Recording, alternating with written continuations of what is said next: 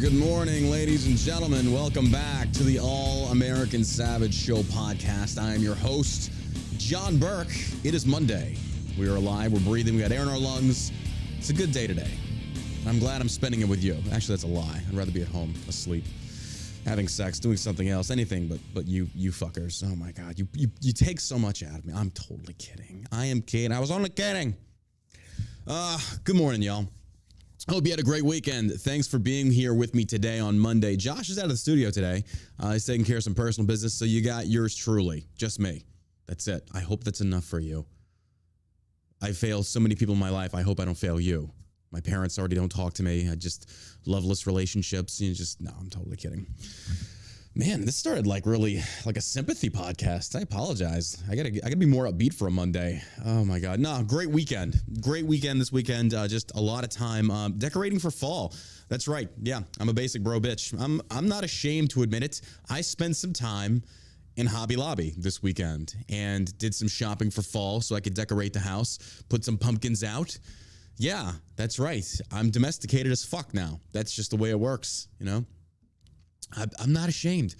I even strolled through those illustrious golden aisles of basic bitches with a pumpkin spice latte in my hand. I'm not ashamed to admit this, folks. I'm comfortable in my sexuality. It's perfectly fine to accept the fact that it's, here's the deal with most guys. They will not admit it's fun to make your house look good. Because dudes, by and large, normally we don't care. It's not something that we go out of our way to do. We don't really give a fuck about it. As long as there's a place to piss, shit, sleep, jerk off, and fuck, that's really it. But I won't lie. When somebody comes along that takes interest, it's no, we're going to decorate because I want to make this a home. Yeah, that's exciting to me. I like that. I think most dudes do like that. Because it's kind of like the home that you've created and provided, the person you're with wants to decorate it. I love that. So judge me all you want. I don't care. It was a great time. So, and by the way, those decorations are expensive as fuck. What the hell's going on? I get inflation. I get all this stuff, but $50 for a wreath of dead leaves? Are you fucking kidding me, Hobby Lobby? What the hell? What is this? What are you doing? What are you doing? You know better. This isn't right. Our forefathers didn't die for you to overcharge on fake leaves for fall so I can be a basic bro. That's not why they did it. You should be ashamed of yourselves. You should. Good morning, folks. It is Monday here at Shell Shock CBD HQ out of Richardson, Texas. Man, it feels amazing here in Texas today. I mean, this last weekend has just been phenomenal. This is like California weather, minus the annoying ass fucking liberals. It's just been beautiful. I want to say mid to low 80s. And if you lived in Texas, this is almost damn near jacket weather. It feels incredible. So all weekend, took the bike out, replaced the front pegs on the bike, put some little floorboard style on the highway bars. I got some upgrades coming to the bike because this is the perfect. I took the bike into work today. Perfect riding weather, just perfect. But hopefully you're out there enjoying this weather. It's a great time. Great time unless you're in Florida, which it sucks. Hopefully you're enjoying the better weather now. We'll get some stories on that we're going to get to. But anyway, as you know, this episode is brought to you by shellshockcbd.com. That's right. If you have trouble sleeping, we can help you out. No, you will not fail a drug test. You have my personal guarantee. And every package of gummies comes with a money-back guarantee. If you didn't know that, scroll to the bottom of the website. It says refund policy. Folks, I am so confident and our Rack Out gummies being able to not only make you fall asleep, but stay asleep. I'm offering you a money-back guarantee. Guarantee. We'll do the Italian thing. I'm going to make you a fucking offer, all right? Now listen, you little pricks. It's a great fucking offer. $45 for some fucking gummies that'll put you to sleep. What do you got to lose? Really, what do you got to lose? You want some good sleep? You tired of Hillary running through your fucking nightmares, having sex with Pelosi? I get it. I'm freaking the fuck out too. Well, let us help you sleep. All right? At shellshockcbd.com with the Rack Out gummies. Okay, I'm done. I'm done. We're still streaming on YouTube, I see. All the YouTube family over there. I'm surprised because if we get banned so quickly, the YouTube channel's still up. We got 100 and something people over on YouTube watching. Nothing but love to our YouTube fam. Come to Rumble. Come over here. It's so much better, folks. It's just, I get comments. I get new, by the way, if you want to leave a review on the podcast, that helps out a lot for those that don't know on iTunes. But no, I've been reading some of the reviews and getting DMs from people saying that the John Burke Uncensored is just so much better because now I'm not worried about getting banned from YouTube, Facebook, Twitch. I already am. Fuck them. Now we can actually say what we really want to talk about. We can discuss the issues that are prominent in our country that I think a lot of heterosexual white Christians aren't so much as afraid to talk about. It's that they can't because the big tech overlords will silence, they will censor. You cannot bring anything to the table that contradicts the political narrative of leftist MSM. So it's been nice. I won't even lie about that. And the viewership has grown. I want to give a big thank you to everybody that's sharing this podcast. Sincerely, from the bottom of my heart, thank you. Josh and I are so taken back with how the numbers are growing. You're telling people about it. We have a good time doing this podcast. It's a lot of fun. We don't take ourselves too seriously most of the time, but honestly, dude, thank you guys so much. All right, I'm going to stop sucking dick and let's get into it. Into the news. Here we go. Oh my gosh. You know, it never fails. It never fails. It seems like when Democrats have their guard down, when they are starting to feel comfortable, they really let the racism show. I mean, we look at Biden. Hey, man, you're not black unless you vote for me. Well, let's extrapolate on that. You're not black unless you eat fried chicken. You're not black unless you eat watermelon. This is how rich white liberals see minorities.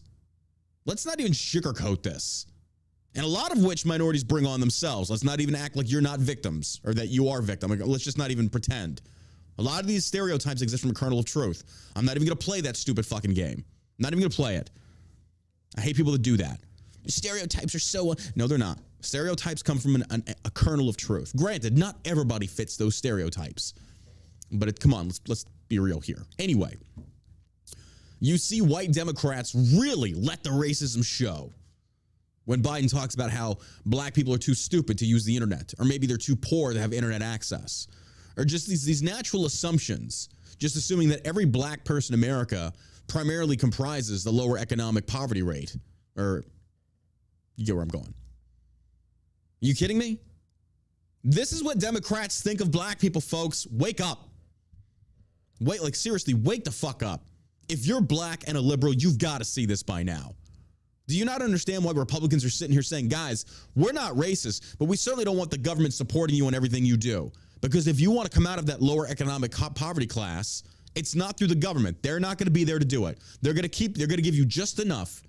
All the government is a fiscal drug dealer, a government subsidy drug dealer. They're going to keep the minorities poor, give you just enough. And it's not just enough to barely survive. It's just enough to go above what like a basic employee would make. It's not like they're keeping you so poor. They're giving you more than you actually need. That's why they're keeping these minorities on these government programs. Think about this, folks. Like really think about this. Say like you were a minority in America and you're on a government subsidy. We'll just say welfare, or we'll just say Section 8 for whatever reason. Okay, you do know that if you get a job, they cut some of those benefits. So if I was making more working part-time or full-time at basic wage, I would do that because I'd be making more money versus being on government subsidy programs. But in fact, it's switched. You're making more on government subsidy programs versus working a normal 40-hour week at just basic minimum wage. And that's a stretch, folks. That is a stretch. So you explain to me why you think Republicans are racist when we're sitting here saying you need to get off the government tit, because until you do, they will intentionally give you just enough. And folks, you're never going to go above it. This is what minorities need to realize. That as much as the government's giving you, that's cap. That's cap. You're never going to make any more.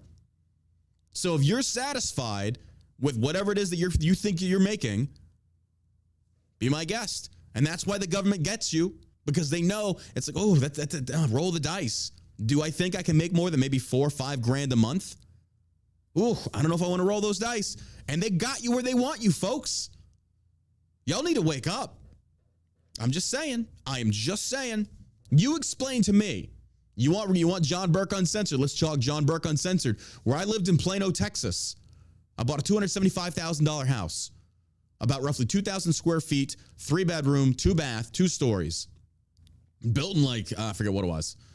It's a recent. In that very same neighborhood, In that very same neighborhood, across the street from me, 2 houses, appraisal roughly over 300,000, went to 2 Section 8 families with about 5 kids each. You explain to me how me busting my ass to afford a house like that, and again, this is before inflation really hit. This is under Trump.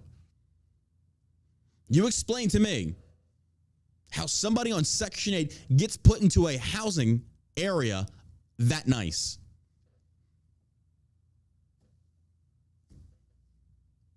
Come on, folks. These are Democrat policies. And if Republicans had any balls, they would try cutting them. But they know that the minority class would turn on them in a heartbeat. But it's just one of those things that they would turn on you, but it's for their own good. It's to get them off that government tit, to say, no, you're out of the nest. Go fly. And there's white people too in this. Let's not even sugarcoat this. This is all people on these government programs. The government does not want you off of them. Now, please, don't take me out of context here. If you are physically incapable of working, yes, this is for you, 100%. Dudes with such severe PTSD, they can't go out in public. This is for you. I get it. I think as a society, we do have some form of responsibility to those in our society that are physically unable to work. I can understand that. I understand it's a bit socialist. I get it. I understand that. But if I had the choice of a pragmatic choice between A or B, I'm going with A. I'd rather support those that physically cannot work, mentally handicapped, blind, things that, well, even blind people find jobs these days, and deaf people for that matter. But you get where I'm going on this. But anyway, to the crux of the point that I'm trying to make here. Nancy Pelosi over there, I don't know if you've heard this. I hope you have. Nancy Pelosi takes heat for claiming Florida needs illegal immigrants to pick crops. Folks, I'm not playing on this. And Democrats, you know a Democrat politician like Pelosi or anybody else really fucked up when MSM knows it's a big deal and they ain't saying a fucking word. Not a fucking word, you said. She's just racist and you say nothing. Minorities, take back your party. Am I wrong? Am I wrong on this? So for context of the point that I'm trying to make, Nancy Pelosi basically goes on this press briefing, and she's getting just as bad as Biden these days, I think. And she's just smacking her lip. It's like the Crypt Keeper, ugh. And she sits there and she says, well, Florida's having reports that they need workers. Farmers are saying they need these immigrants to come pick the crops. And I'm sitting here going, are you fucking kidding me? Did she just say this? Now, here's the duality of the point that I want to make. Is she right? Yeah, she's right. Let's not even, come on, folks. We don't have Mexican lawyers crossing the border. I say, Jose, I certainly hope they need a good, DUI attorney. Underlay muchachos. No, come on. Let's be real here. Now, I'm not saying they don't exist. But those are the types of pick crops, majority of which these people come from very poor economic backgrounds. They have very, very low education levels. So they are prone to doing manual labor jobs. Let's not even joke about this. But the fact that I acknowledge this pisses off so many people on the left. Well, Nancy Pelosi basically just kind of agreed with that in a sense. But it's one of those things that you just don't say if you're a liberal. It's that wink, wink, nod, nod thing, right? No, immigrants come over here and they have so much to offer. The illegal ones. I'm talking about crossing at the border that come from. And again, this isn't me hating on humanity. This is me just acknowledging a common factoid that we've seen. Amazing bricklayers. These are tradesmen, honestly, that are crossing these borders. These are trades for, by and large, are a lot of tradesmen. And when I say tradesmen, I mean like carpenters, shit like that. Mechanics. But a lot of them, quite honestly, don't have any kind of skills too. So they go towards the manual labor jobs, and that's when a lot of them learn a skill or a trade. I mean, if you really want to talk about a college education versus the best way to make a living, look at the illegal immigrants coming over here that are doing these manual labor jobs that are actually picking up trades and making buku fucking dollars. Oh, yes, they do. You know what they were making out when I was pulling offshore oil rig wires? The illegal immigrants, illegal Mexicans, they were making fucking bank. They were doing pretty good. They were sending it back to Mexico, living like kings. But Nancy Pelosi says this, and leftist media doesn't say a fucking word. House Speaker Nancy Pelosi on Friday spoke about illegal immigrants and claimed Florida farmers needed them to pick crops, but her remarks drew much criticism. Well, who's going to pick the cotton, Jim? Damn it, Lincoln, who's going to pick the cotton? You just freed the blacks. Now what are we going to do? Which, by the way, it was like a single percentile of rich white folks that actually owned slaves, for those that didn't know that. The more you know. When all like contemporary black people today in America say, we want reparations, like chances are your family probably weren't slaves. Chances are. But we can't talk about that because every black person is a descendant of slave owners or people that were slaves. I'm sure if we went back further in white people's history, you could find similar situations. But we don't talk about that. Sorry, but you can't talk about that. Whew. Ooh. You like John Burke Uncensored? Yes, you do. Yes, you do. You like it uncensored, don't you? You naughty, naughty thing listening to this. It's okay. It's okay to be turned on. I'm turned on listening to it. I don't know what's wrong with me. While speaking during a press conference, she did note that the U.S. needed to secure the border, according to the New York Post. Folks, even Democrats are acknowledging this. When Democrats are acknowledging a right-leaning talking point, and securing the border shouldn't even be classified as a right-leaning talking point, because even independents that are centrist right are in agreement of saying, yes, you do need to secure the border.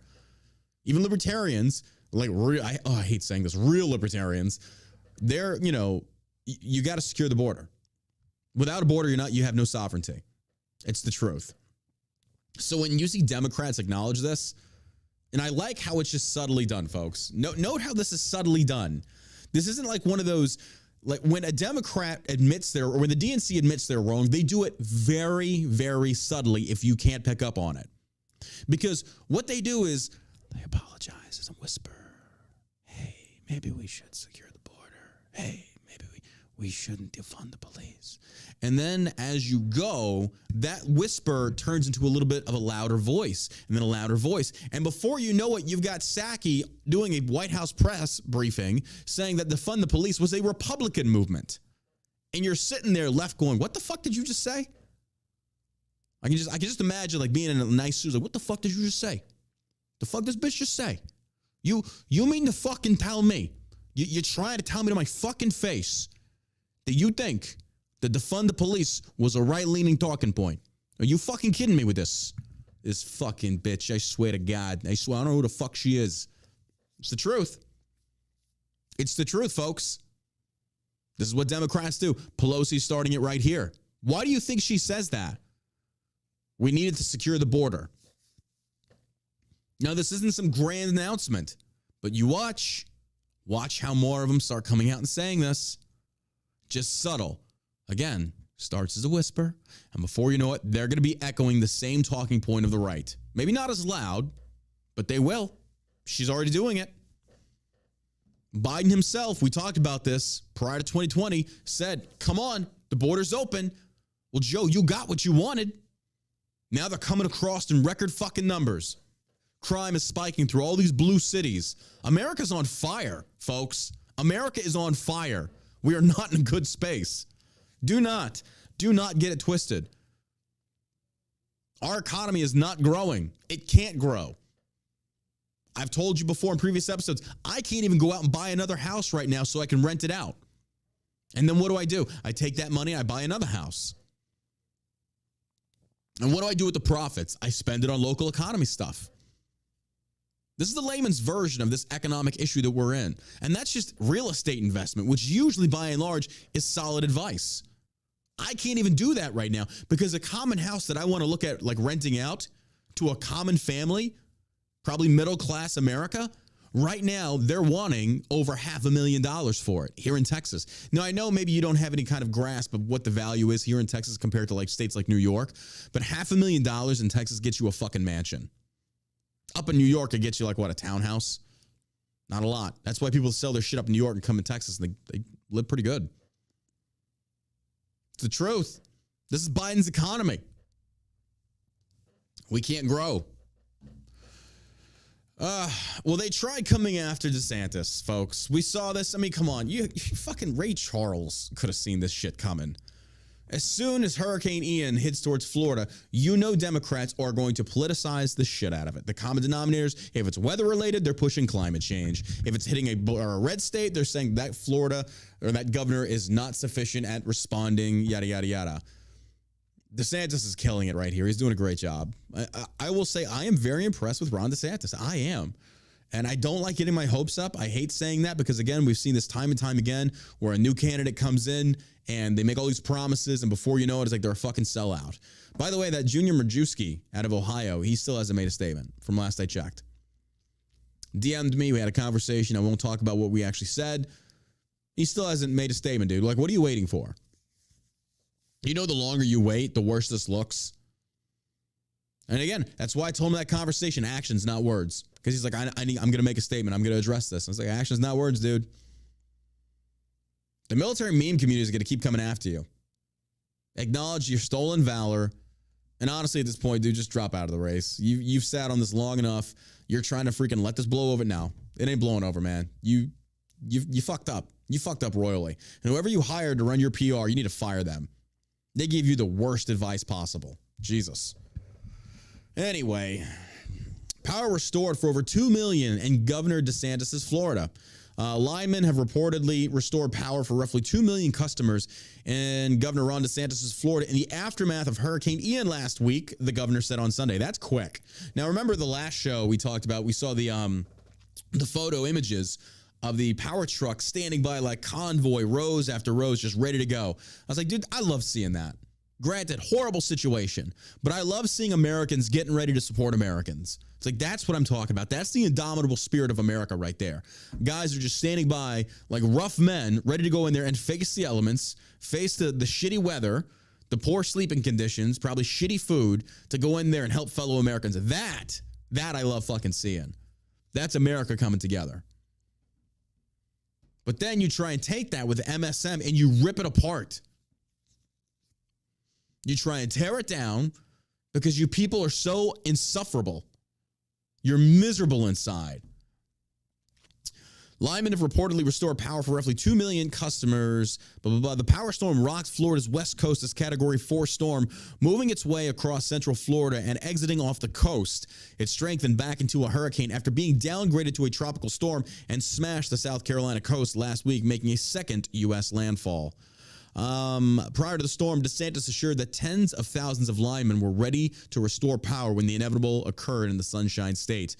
Hurricane Ian is making landfall now. Florida's ready to respond. We have fleets of highway vehicles, 42,000 linemen, 7,000 National Guard, and 179 aircraft prepared to help, he said on Wednesday, providing updates on crews ready to respond. Damn. Fucking damn. That's what I'm talking about. I love seeing that.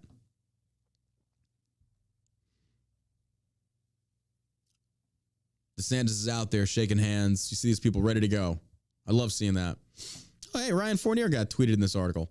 Fournier. Damn it, I always get his name wrong. This is incredible. 42,000. Yeah, I saw when he shared this one. Yep. It's true. Look at that. You see all these trucks lined up ready to go. That's badass to say.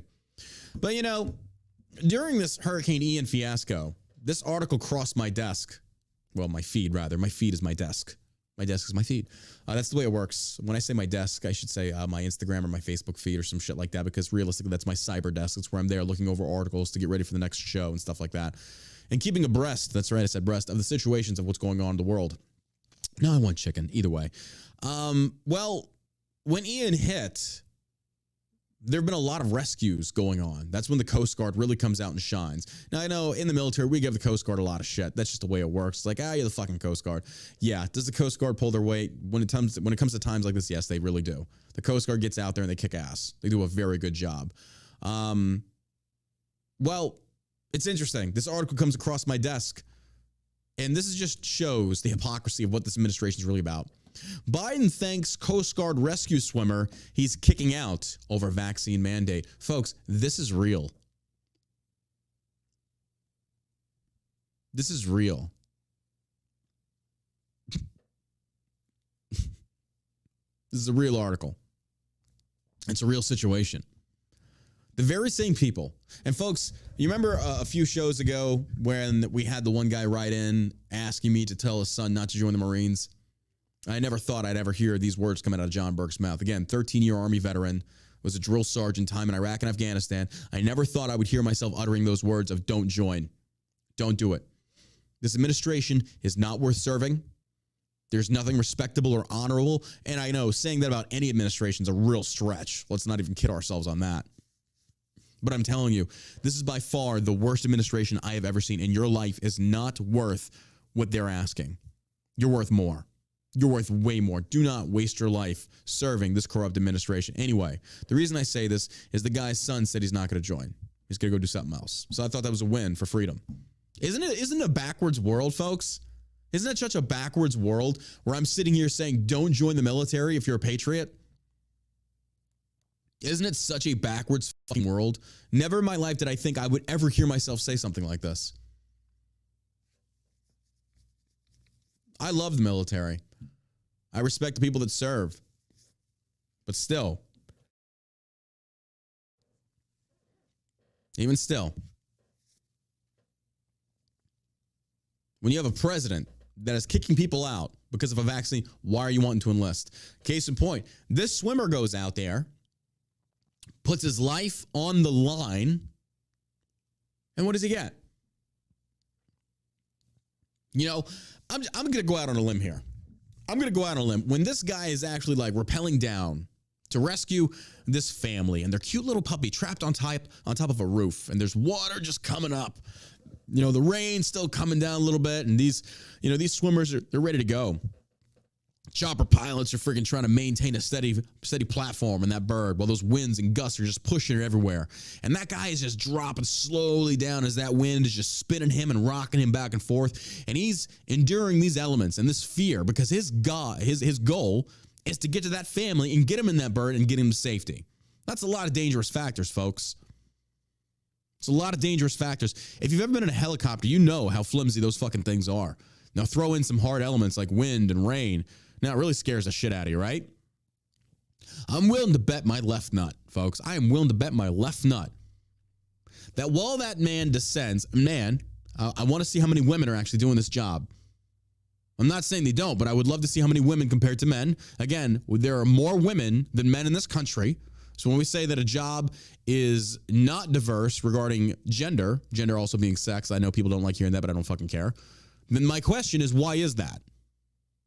Now, again, do I hate women that don't? No, of course not. I'm just trying to prove a point to our leftist friends that are feminists, that they just don't know what they're talking about. They want to crucify men so much. But in all those road crews ready to go into Florida, I guarantee 99% of those crews were men. Just saying. We ready to have that conversation? Sorry about the sniff. All right. So as this guy is descending down to get to this family, I'm willing to bet my left nut that never has he come across anyone that the first thing they asked was, "Excuse me, sir, are you vaccinated?" Fuck no, they're not going to say that. That's the dumbest thing I've ever heard. And if they did say that, I would just say, go. Get me out of here. They deserve to die for being that stupid. This is just Darwinism, nature's way of weeding out the idiots. Let them die. They don't ask that, folks. They just care about getting rescued. They care about staying alive. This scamdemic needs to fucking end. Even the president himself admitted it. And then the White House backed off. They're like, oh, no, it's not true. We got more money to make off of you fucking simps. You see that video I posted about that Canadian actress? I don't know if you've seen this or not. I want to play this for you, folks. I don't know if I played it for you already, but you need to hear this. You want to talk about the levels of insanity. Let me see if I can get this going. To make. Okay, before we hear this video, she's a Canadian actress. She's a Canadian actress who got the vaccine, and now half of her face is paralyzed. Listen what she says. And it's kind of hard to make because as I'm watching myself, I see what I'm going to say, which is I have been diagnosed with Bell's palsy, which is paralysis on one side of the face. For me, it's this side here, the left, obviously. So I got it about 2 weeks after getting my vaccine. And I had a rough go with the vaccine. And I guess still am. But I have to say that I would do it again because it's what we have to do to see people. So, I don't know why I'm making this video, but here's my words. You know why you're making the video. You're making the video because you're unhappy. You know damn well why you're making the video. Because you don't want to acknowledge to yourself that you were lied to by the government that you trusted and that you stood up and defended. Your ego is coming way before anything else. You still, even in the aftermath, and you are left with half of your face paralyzed, and your life forever changed, your career over, you're never going to work in Hollywood again. Half of your face is fucking paralyzed. And yet you still stand there in utter defiance because of your fucking ego. You will refuse to admit and acknowledge that you were wrong. You were lied to, and you defended a bunch of just charlatans, really. But will you admit that you were wrong? Fuck no, you won't. Instead, you double down. Did you hear what she said, folks? I'd do it again. I know you don't want to hear this, but it's going to sting to hear. Your sacrifice meant nothing. You voluntarily made a sacrifice that nobody really needed, and you don't like hearing that. Fuck, I don't like hearing that about joining the military back because of 9/11. But it's the truth. We have to acknowledge certain things. We didn't fight a global war for freedom. We were fucking lied to. Some of us, it just took longer to kind of see the big picture. I'm one of them. I'm not exactly the sharpest crayon in the chandelier. But come on, man. I know how she feels. Well, not really, but you know where I'm going with that. I'm such a dick. I don't care. But I get the gist of what she's feeling. But the fact that she's doubling down at this point, like, what do you expect, lady? What do you want, sympathy from everybody? You stepped up and you begged for this vaccine. You begged for it. And common sense would have told you, wait a minute, there are no long-term clinical trials on this. Why are they pushing this so hard? Who stands to benefit? Where's the money going? And you didn't ask any questions because you did it in a sense of leftist brand patriotism. You bought into the narrative. You sit there and you claim that the opposing political side is in the box thinkers. They have no independent thought, yada, yada, yada. And yet you people fell into line like fucking sheep, throwing away your constitutional rights for the little bit of fake safety the government offered you, which in reality now you see was a fucking scam and a lie. And you feel stupid, you feel used, and you should. The government just treated you like a $3 hooker, fucked you, nutted in you, and walked out the door and only paid you $5. And you should feel like a cheap slut because that's what majority of you are. You're cheap sluts to the government. You still got the government jizz leaking down your thighs because they raw dogged you hard. It's a great mental image, isn't it? It's the fucking truth. You got played, man. The government's a fuckboy, and you got played. You got played. And we sat here. We were like that friend. We were that friend sitting there in the club with you with the drinks like, oh, baby, don't do it. Don't do it, girl. Don't do it, girl. You don't want to go home with him. He don't look good. No. No, honey child. You did it. You made a call the next day. I didn't even know his name. His name's the government, and he just fucked you hard. This one got Bell's palsy, a little STI spread by the government. Folks, I don't feel bad. I sat here and I warned motherfuckers. Like, it wasn't just me. It was so many people out there, and you called us conspiracy theorists. You called us everything under the sun. And granted, I get that you have the movements like QAnon that really undermine us, people that are actually just common sense, independent, critical thinkers. We're not sitting here saying, oh, they're turning the frogs. I'm not saying that, but I am saying when you look at the government's history and what they've done to veterans in this country in regards to burn pit exposure, napalm from Vietnam or Agent Orange, and how they've covered shit up until it was really forced into the light, the government doesn't apologize to that generation. It's the next generation that gets the apologies, and there's no payouts because everybody that was affected is by and large dead, to include the politicians. Ain't nobody apologizing to you. Talking about reparations. Get reparations from the government for all the businesses they closed down, to include black businesses, folks. Everybody. You want reparations? Let's get reparations for shit that really impacted every single one of us. Every single business that was shut down should get reparations from the government. Now, what does that mean? That means a socialist idea of our taxpayer money goes back to those businesses. Bothers you, right? Bothers me. But Democrats were okay with this. Make the left pay to freaking restart those businesses. Tax the shit out of them. Yeah, wouldn't that be an interesting law? Wouldn't that be an interesting law that if you vote and that politician or that president takes office, and say, for example, say like you voted blue because you're retarded, and you voted for Biden, God knows why, and we have the current economic situation that we're facing now, there should be a law that if the GDP hits a certain point and recession hits a certain point, then taxation, everyone that is registered to the party of the president has an increase in their taxes. You voted for it. Your guy fucked up. You should have to pay for it. I think that is completely fair. Think about that. Both sides are affected. Don't you? I think that's fair. And you don't get to switch your vote either. What you voted is what you voted. I'm just saying. That'd be great. You'd really think about who you voted for at that point then. Then suddenly color wouldn't matter. Then suddenly sexuality or sex would not matter.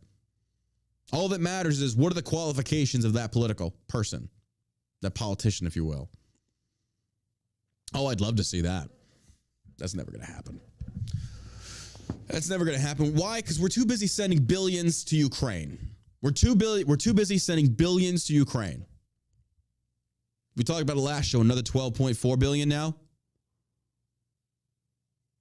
I'm interested in what Crenshaw has to say on this one. Now, Crenshaw and I disagree on this. Does anybody know what Crenshaw's saying about the amount that we're spending in Ukraine now? Because to me, I said this from the get-go, where's the line drawn? Where's the buck stop? How much are we going to donate? How much are we going to give? Meanwhile, you've got Russia over here. If you didn't know this, over the weekend, one of Putin's right-hand men, recommended low-yield nuclear weapons in Ukraine.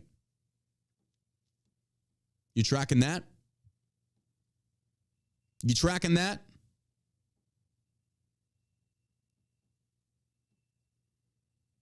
Yeah, it's a real thing, folks. Putin freaking signed paperwork over the weekend, I believe, to annex Donbass and I think of 2 other towns that were already pro-Russian towns, annex them back into Russian control. And during this, the guy said, being that we've suffered such catastrophic casualties because of this war, perhaps to make up for it, low-yield nuclear weapons in Ukraine. Jesus. That happens, it's World War III. Folks, can you imagine? I'm not trying to scare you, but this is a real possibility. And what if this actually comes to fruition? And look at the president that we've got now. Are you really trusting Biden to be a wartime president? All you fucking MSM retards out there that are sucking Biden's dick because they think it's better than Trump's, if something happens in Ukraine that initiates another world war, can you really sit there and tell me that you feel comfortable with this dementia-ridden dipshit being a wartime president? Hell no. All you're going to want is to get Trump back because you know Trump actually has the balls to make good on one. And again, I'm no Trump loyalist. You know I've criticized Trump on some of this, but I would much rather have Trump than Biden because if we still had Trump, we would not be in this mess. It is what it is. But going back to the point, Biden thanks the Coast Guard. I know I totally went off on a tangent on that when we get where I'm going. Thanks to the Coast Guard, he's kicking out over the vaccine. President Joe Biden on Friday personally called to thank a Coast Guard rescue swimmer who was facing discharge over Biden's vaccine mandate for saving people's lives during Hurricane Ian. The White House publicized the call in a press release, and Biden himself bragged about calling him. I told him how proud of him I was and thanked him for all the work he and his coasties are doing to save lives, Biden said to his call to an aviation survival technician second class, Zach Loesch. The White House press release said he thanked Loesch and Lieutenant Commander Christopher Hooper for the heroic work that they and their Coast Guard colleagues have performed during search and rescue operations in response to Hurricane Ian. The president thanked them for saving the lives and asked for a report on the work that continues to rescue Floridians. He also asked if they needed any additional support that it can provide to accelerate successful rescues. They indicated they have gotten what they need to execute their vital mission, it said. That was Biden's subtle way of like, hey, if your governor can't take care of you, I can. They just snubbed him. They just snubbed them. So we don't need anything from the feds. Stay out of it.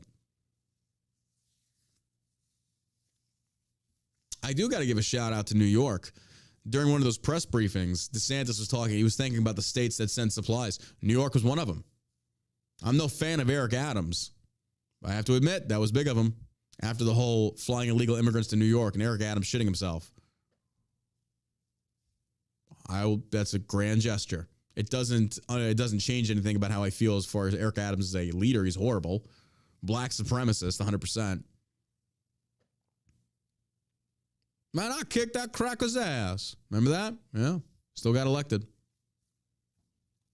Apparently racism doesn't matter on the left. It's only when it comes from somebody on the right. That's when it matters, right? Yeah. That's how it works. Despite Biden thanking Loesch for saving people's lives, Loesch is due to be kicked out from the Coast Guard in 30 to 60 days due to Biden's own mandate that all members of the United States Armed Forces be fully vaccinated. Loesch told Breitbart News on Saturday. So the swimmer told Breitbart News. Breitbart News was right behind President Biden saying, hey, man, he's just digging himself a hole, bro. This guy cannot rebound. He cannot. He tries to do a good gesture by calling a Coast Guard rescue swimmer. And what does it do? It blows up in your face. Dude, your shit has gotten so bad, you can do no right because you've done so much wrong. Even the most simplest of gestures blows up in your face. What an idiot. What an idiot, folks. I cannot make this up. I cannot make this up. This is our president. Good Lord Almighty. Oh, my gosh. Well, hey, good news for us. We're able to run ads on Truth Social and Rumble now. And that's right. We're putting together a package. We're going to start running our ads. So if you see Shell Shock pop up there, that's us. It's awesome, right? Just want to give them a shout out. Big thank you to Truth Social and Rumble. So far, so good. They're allowing us to run paid advertisements on their platforms, whereas in before, big tech of the left would not allow that. Big thank you to them. That's awesome of them to actually allow us to do that. Again, supporting a small veteran-owned business made right here in America. No foreign imports. We really appreciate that. Again, that is shellshockcbd.com. Thank you to them for making that happen. Possibly going to be running some ads on Tim Pool's show. We'll see how that goes. We hear Stone Cold Steve Austin is looking for some ads. Looking to buy some ad space. Might be running some stuff over there. Big thank you for all those out there supporting us to allow us to pay for these types of advertisement because they're not cheap. They are not cheap. Shit. I'd love to get to that point one day. That'd be amazing. $6,000 for a fucking read? Hell yeah. $7,000, $10,000. You know, this shit I can tell you. These people are making buku dollars, and good for them. You built the platforms. You've worked your ass off. Dude, I've heard of some companies offering $40,000. That's nuts, but I love it. You built that. Fuck yeah, man. That's great. And then you have other people that actually have lower audiences that charge less. So by the way, just a little entrepreneur advice here. If you're a small business, find some of these smaller podcasts and try to offer sponsorship deals with them. They reach a lower amount of audience, but they still reach people and you pay less. And then you just slowly scale it up. Good for them.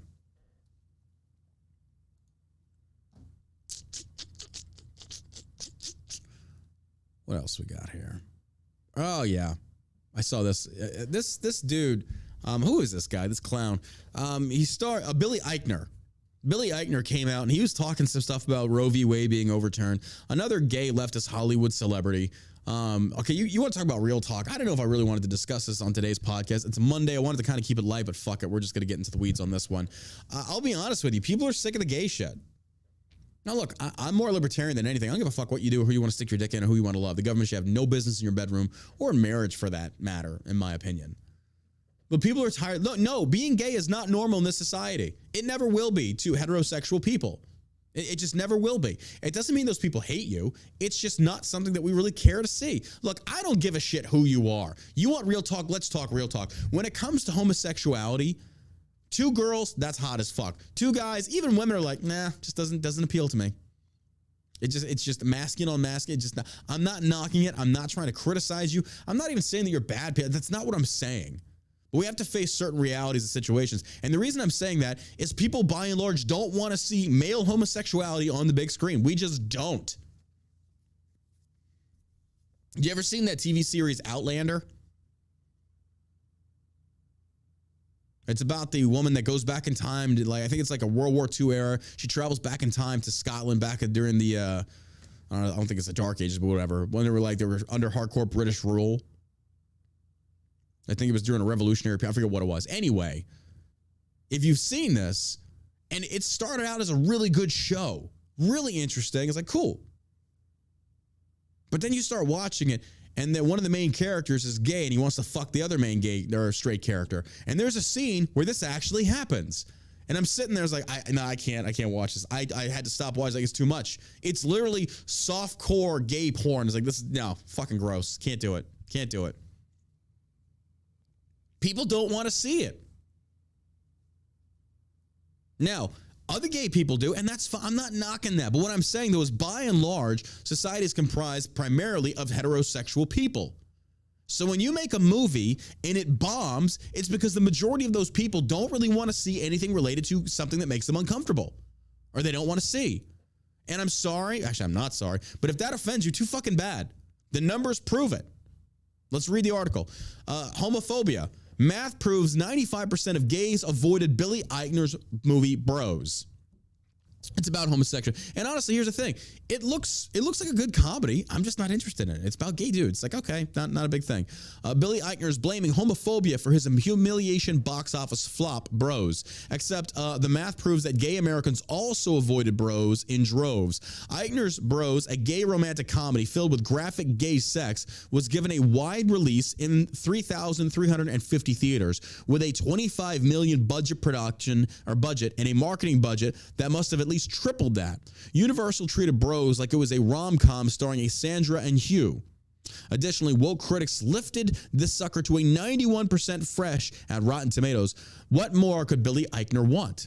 Well, now Eichner is mad because nobody showed up. Bros opened in 4th place to a humiliating $4.8 million. And who's the spiteful, spoiled Eichner blaming? Homophobes and the red states. Notch. Here's a couple of privileged crybabies crying over tweets.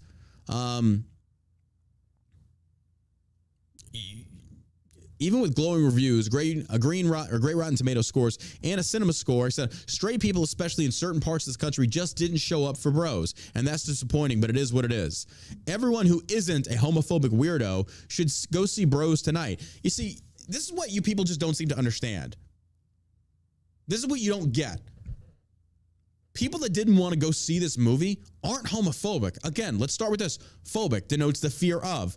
Homophobia, to be afraid of homosexual people. You conflate that fear with saying, I'm just not interested because I find it repulsive. How is that being afraid? How is that a bad thing?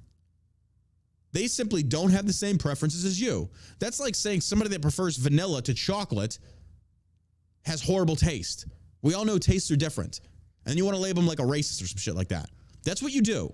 So this Billy Eichner dipshit, if you're really trying to get support, don't alienate the majority of the demographic that is heterosexual that you need to win or to make a movie successful. This ain't the way to do it. Don't you notice a pattern? Vote for me or you're not black. Watch this movie or you're homophobic.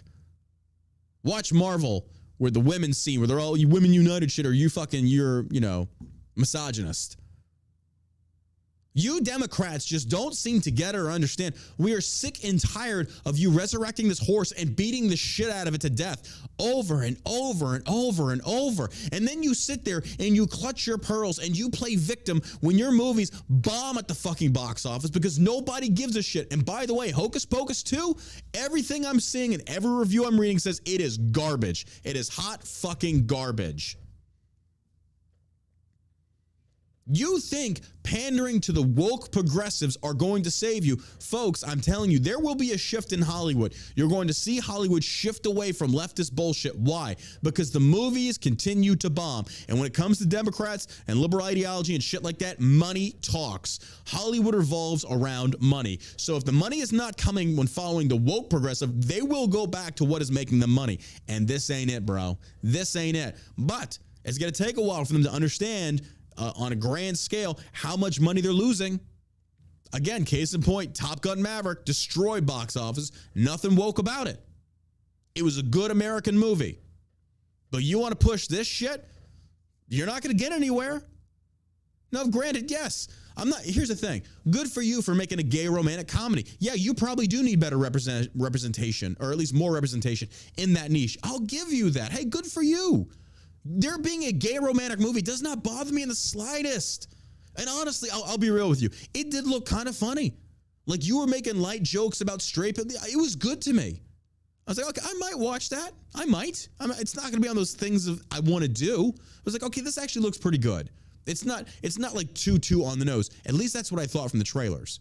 Now people are saying there's like softcore sex in there. Never mind.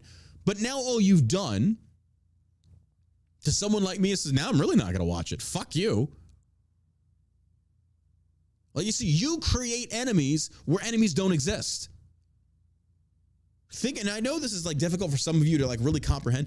What if you like adapted that whole, you catch more flies with honey? What if you said, hey, maybe, America just isn't, that's fine. But we always encourage them to come watch because it's just a good time for all. We're just gaying it up.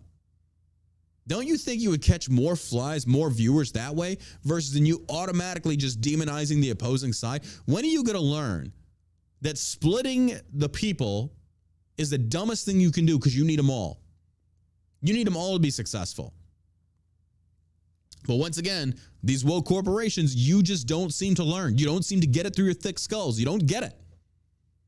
Stop going woke. The majority of the people don't want to see it.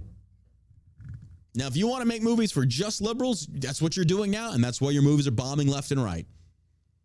You want to make something that's going to make some money, go for both people and not so polarizing, and stop with the overtones or the undertones or just the tones in general. Just shut the fuck up about all the woke bullshit. All right, well, that hate and bigotry spewing from Eichner might make some sense if gays had shown up to see Bros, which they obviously didn't.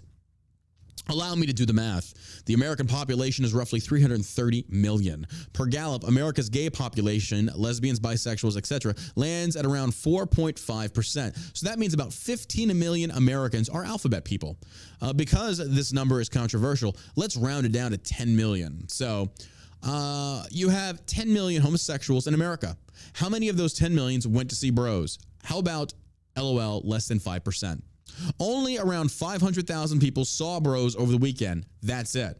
So Eichner is blaming homophobia for his movie flopping when less than 5% of the homosexual community even bothered to show up. The same rule of thumb applies towards feminism and the WNBA and shit like that. You scream for equality, equal representation, you get it, and your own community doesn't even give a fuck about showing up because, by and large, they might be of your community, but they don't necessarily support the same shit that you do. Nobody wants to see gay sex. Sorry. For women, yes. Men, no. And that's not discriminating towards gay people in general, more so men. So it's not homophobic. It's the fact that we don't want to see two dudes fucking. Most women would rather see two women fucking. I mean, it's just the truth. Just putting that out there. So Eichner's blaming homophobia for his movie flopping when less than 5% went to actually see it. A whopping 95% of gays did not bother to see Bros, and we know that number is actually higher. Not everybody who saw Bros was gay. They might be gay now. But they weren't before they saw the movie. Relax, Wendy. It's a joke. I fucking love it. Is this John Nolte again? Tell me this is a John Nolte article. It's a John Nolte. This is like, look, I can always tell. It's like looking at a Kincaid. You can tell by the color where it's like, that's a Kincaid. This, you can tell is a Nolte article. I like this. I like his common sense approach. Had just 20% of the gay population showed up, Bros would right now be considered a hit. So why is Eichner raging against guys like me, the red states, and the homophobes when he can't even attract 5% of the gay population to show up for a stupid movie? I'll tell you why. He's an ignorant, bitter bigot who made a movie no one wants to see, not even gay people. Well, it doesn't end there, folks. MSM's going to back their boy. New York Times article says homophobia cannot be ruled out in poor box office returns for Bros. Again, how do you explain the fact that 95% of your own community didn't come to see the movie because they don't want to watch it? A New York Times article on the poor box office returns of the gay romantic comedy Bros said homophobia cannot be ruled out. This is liberalism. This is why we have a shitty economy, because Democrats, by and large, will never acknowledge certain truths that they don't want to be truth because it goes contrary to the progressive, stupid ideologies. People don't want to see gay sex. That's all there is to it. Tough shit. You don't get to change that. That's just the way it is. So you either conform to that or you go down with that ship. Let your virtues sink you to the bottom of that cash pool. Go right ahead. Doesn't matter to me either way. But when you got the MSM coming to your rescue to try and save you, it's not because they made a shitty movie. It's not because they didn't target a majority demographic. They went after an extreme minority. Now, that has nothing to do. It's because America's just homophobic. Did you really think that you were going to drop a movie about gay dudes and straight guys like me be like, oh, jeez, God, let's go watch this gay movie. Let's make a guys' night out. How did you see this going? Like, did you really think this through? Did you sit there with your PR people and your advertisement people and sit there and say, wait a minute, the majority of America is heterosexual, but you know what we're going to do? We're going to try and guilt trip them into watching this movie, because if they don't, well, they just fucking hate gay people. That is the stupidest shit I've ever heard. That is the stupidest shit I've ever heard. That is the gayest shit I've ever heard. That's fucking gay. Come on, man. Come on. That's why veteran movies, by and large, don't usually do so good, because the civilian populace don't get them. Unless they're like really good. Like Saving Private Ryan and shit.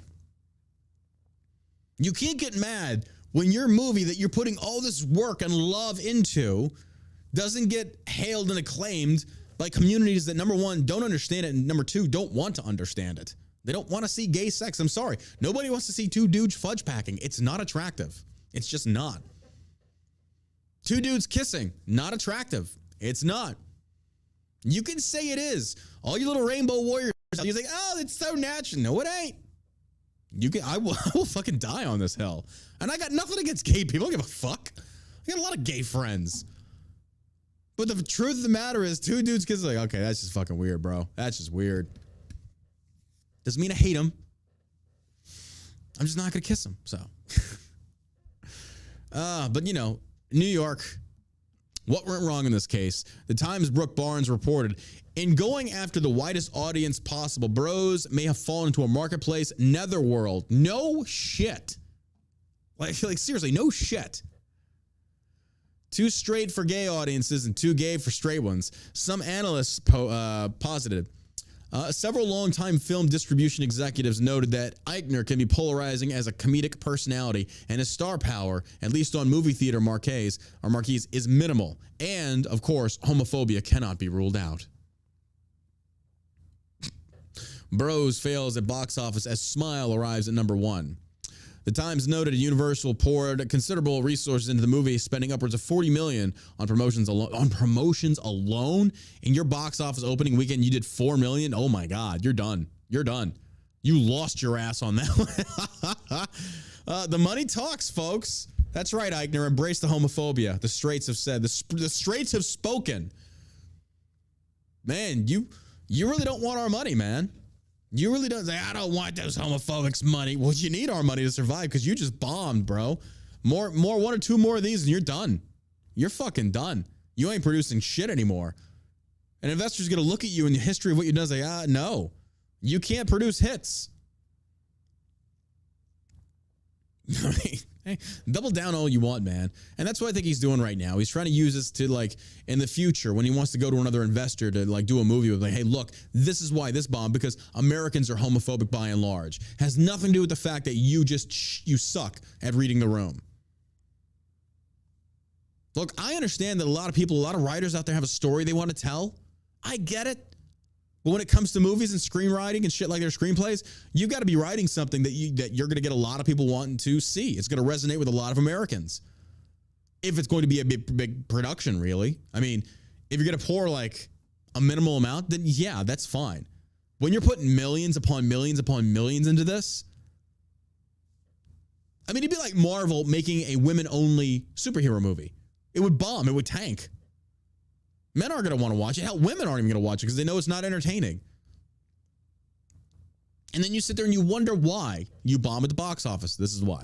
Well, it's not without its own comedic effect. Billy Eichner gets ripped on Twitter for fuming at straight people not coming to see Bros. Eichner's gay rom-com Bros tanks the box office. Billy Eichner was mocked on Twitter for complaining that straight people didn't go see his film while also warning homophobes to skip it. Ooh, you're really... Look at you. You're making some serious points. If you're homophobic, don't go watch my movie. Ooh, you really showed them, Eichner. You really showed them. Hey, if you don't like gay people, you don't get to go watch my gay movie. I don't think that landed as well as you wanted it to. I don't think that was the point you were trying to make. And if it was, you're pretty stupid. Oh my God. If you're a racist, don't watch my racist hating movie. Like what? Okay. Like, I don't think you're offending the audiences that you're wanting to offend by telling them if they don't like gay people, don't come see our movie. It's like, okay, I wasn't going to watch it anyway, but fine. Despite the film struggling to attract, I'm not the smartest dude in the world, but fuck, even I'm looking at this going like, is this really going the way you want it to, Eichner? Like, are you really thinking this one through? Because I don't think you are. Either way, the comedian stars in the Judd Apatow production or produced LGBT romantic comedy Bros, which tanked at the box office. The film cost $22 million to make, but only earned a whopping $4.8 million its opening weekend, according to the Hollywood Reporter. Despite the film struggling to attract audiences, Eichner urged some people not to go see his movie. Leading up to the film's premiere, the actor touted positive reviews of the film, along with a scornful message to those who didn't see the film. Sorry, homophobes, he tweeted several times. When the film opened, he again warned homophobes to skip the film. Bro, you look gay as fuck, and you sound gay as fuck. Oh my God, what a bunch of losers. You don't get to come into our gay club. Well, shit. Damn. You mean the majority of the people in this population that spend the most of the money, and you're trying to, okay, bro. Meanwhile, like, imagine fighting this imaginary enemy to make yourself feel good, like you struck a blow for LGBT rights. Ha ha ha! I've made this pro-LGBT movie, and you homophobes, you don't get to watch it. Meanwhile, you're hemorrhaging money. You are upside down. You have literally lost money in this. And you're touting as if this is some type of gay victory? All this reminds me is that scene from that movie Kung Pao, Enter the Fist, remember that? And gets in that fight with the dude. He's like, all right, the object of this match is free for me to lose. And he's so proud, like, haha, your fist meets my face. Ha ha ha. You're like, wait, no, that's not the way a fight works. Like, you want to win. And the guy's like taking pride in losing. That's what this idiot's doing right here. And the fact that you're gay is just a cherry on top. Everyone who isn't a homophobic weirdo should go see Bros tonight. You'll have a great blast, and it is special and uniquely powerful to see this particular story on a big screen, especially for queer folks who don't get this opportunity often. I love this movie so much. Go Bros, he tweeted. Philadelphia, Tom Hanks, back in the 80s? What the fuck are you talking about? Romantic comedy? Probably not. But don't tell me that you have not had accurate representation of homosexuals in Hollywood. My God, you've had some of the biggest fucking names out there. Marlon Brando even said he was bisexual. Even in the black and white days, Rock Hudson, gay as AIDS. That's true. You've had accurate representation. Now, granted, a lot of them were closeted because at the time it was very taboo. But especially in modern times, you can't even turn on your screen without seeing a gay fucking character. What are you talking about? You have equal representation, and annoyingly so. For being roughly 5% of the population, there's like somebody gay or bi in every fucking cartoon or movie these days. That's why mainstream media really preaches as if like there's LGBT people everywhere. It's like, no, you're actually a very small community. And I'm not knocking that, but when we talk about accurate representation, that's accurate.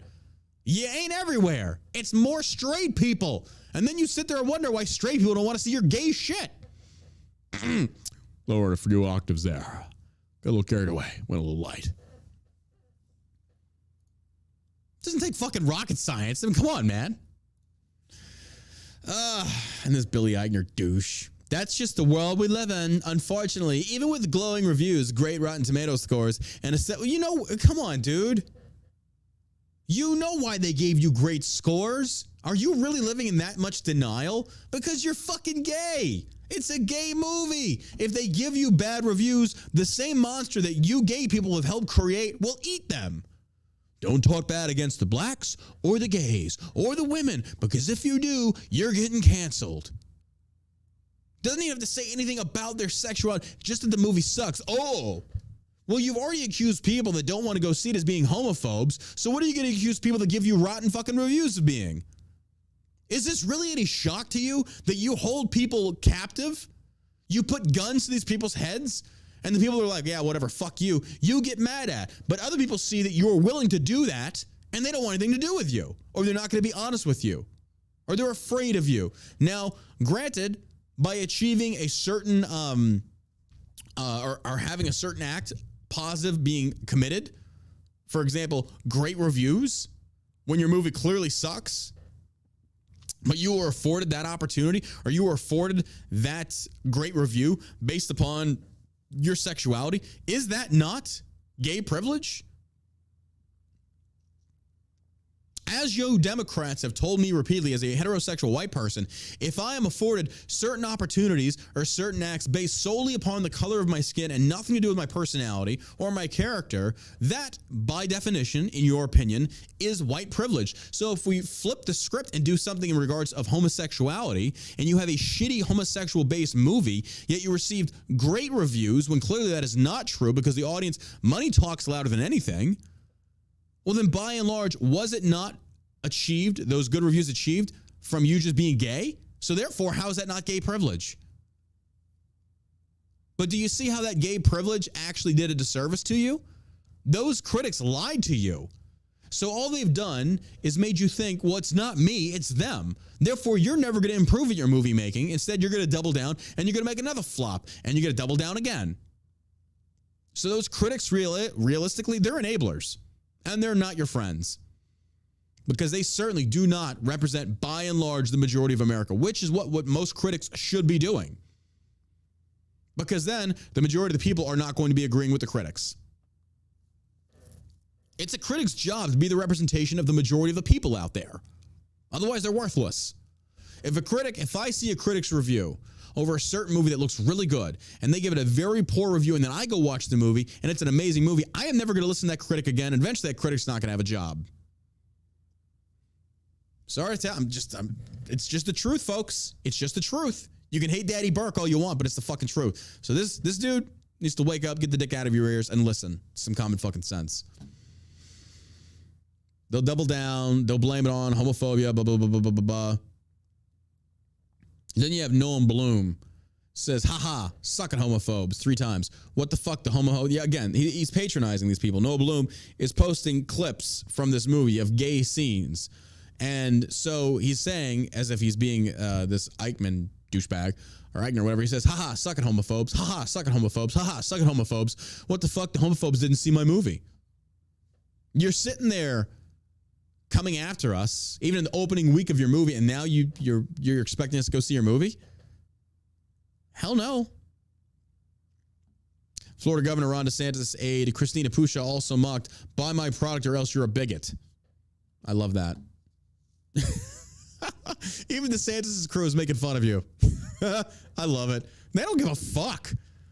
I love that we have reached that level of equality in America where even the gay boys can get made fun of now. That's true equality, folks. You've got equality because now you're getting joked at, and that's black people, you're up next. Oh, that's right. That's right. You're up next. You think comedy's dead. It ain't dead. It's coming back. And it's going to be 10 times worse. And you that are so easily offended, oh my God, you might as well just go off and fucking start a shotgun because you ain't going to make it. You ain't going to make it. Making fun of racism again? Fuck yeah. That's true comedy. Richard Pryor. That's fucking comedy. Come on, folks. Nobody wants to see your woke bullshit. It's not funny. You're not funny. You ruined it. You've ruined everything, especially dark comedy. That's why your shit flops. Meanwhile, you got Andrew Schultz out there. First joke in 5 minutes is about wetback Mexicans, and you're sitting there laughing your fucking ass off. He talks about nutting on her back, and that makes her a wetback. Funny as shit. Comedy that brought us together. That even Mexicans are like, hey, he's right, man. He's fucking right, huh? That's the funny shit. But instead, what Democrats love doing is you love isolating so much and segregating so much based upon these, what you think are fundamental differences that make us unique little snowflakes. And then you wonder why nobody wants to be together, why nobody wants to come together, why we can't have good brotherly fellowship, because you isolate and segregate. Hardcore. We have this community. I have never seen so many fucking communities in my entire goddamn life. I didn't even know these communities existed.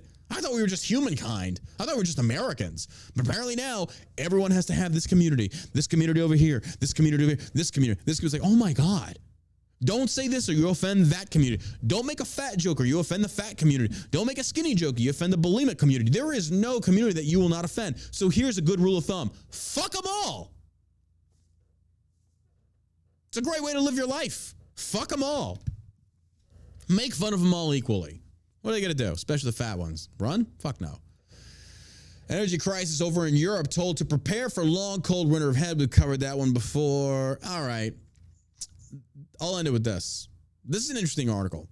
I don't know how many fishermen I have that listen to the show. I imagine a lot of veterans, and a lot of veterans are from the South, and they love the outdoor stuff. There was this video going around on Instagram this weekend, and the article is called Fisherman Caught Cheating During Tournament as Crowd Gets Ugly. If you've not seen this video, number one, this is like a Southern thing. These are the good old boys.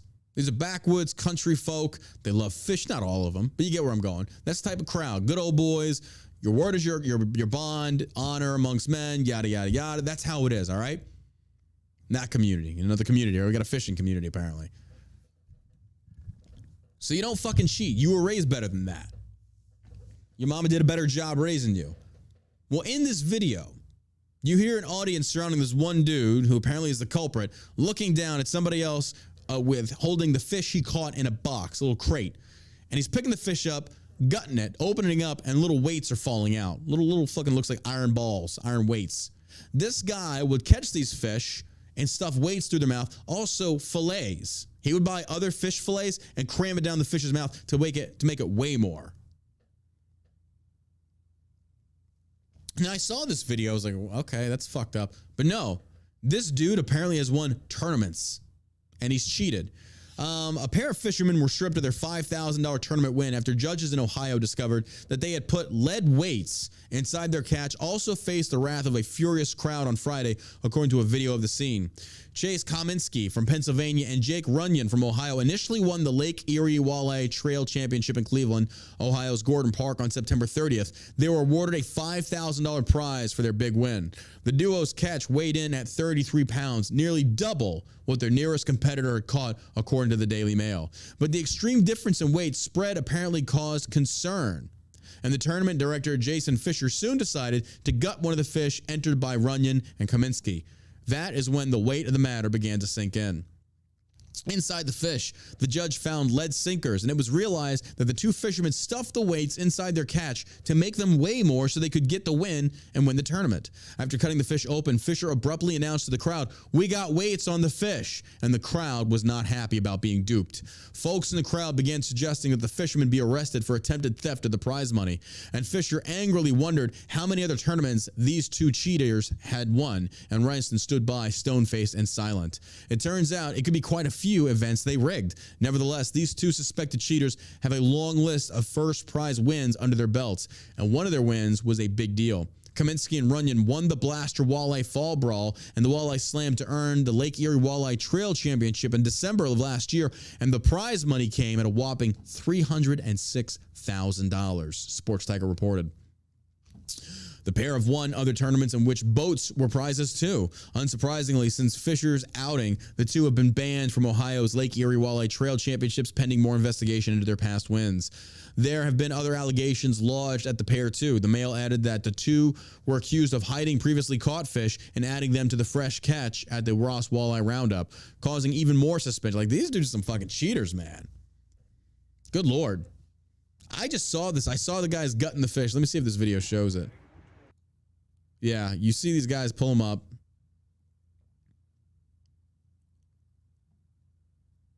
Man, they are screaming at this guy. He's just standing there.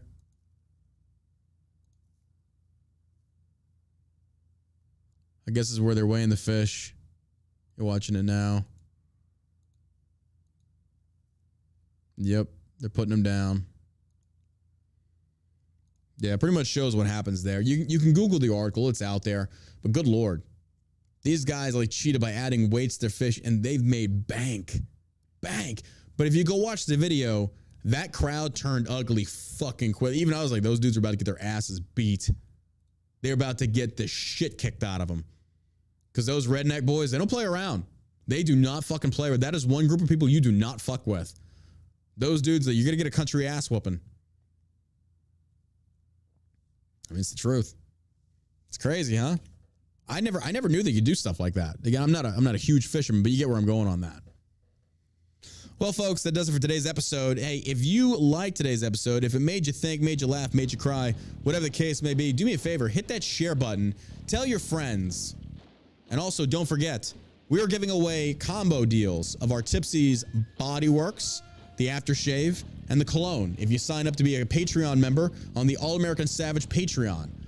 $10 Patreon tier, you get this bundle for free. I send it to you. If you want some autograph, we'll do that too. Again, it's just patreon.com/All-American-Savage Show. The $10 tier supports the show. As you know, we got banned on fucking Twitch. We lost all of our subscribers, shit like that. Here is the link. I'm posting it on the YouTube chat. Let's go over to Rumble chat. Love my Rumble family, my Lost Savages over here. It is patreon.com/All-American-Savage Show. Go check it out. $10 gets you a bundle valued at roughly $40, and you get to support the show. We cannot thank you enough. Until tomorrow, folks, as always, make sure you go check out shellshockcbd.com. And until tomorrow afternoon, we will see you right back here on the All American Savage Show podcast. And until then, you stay savage, America.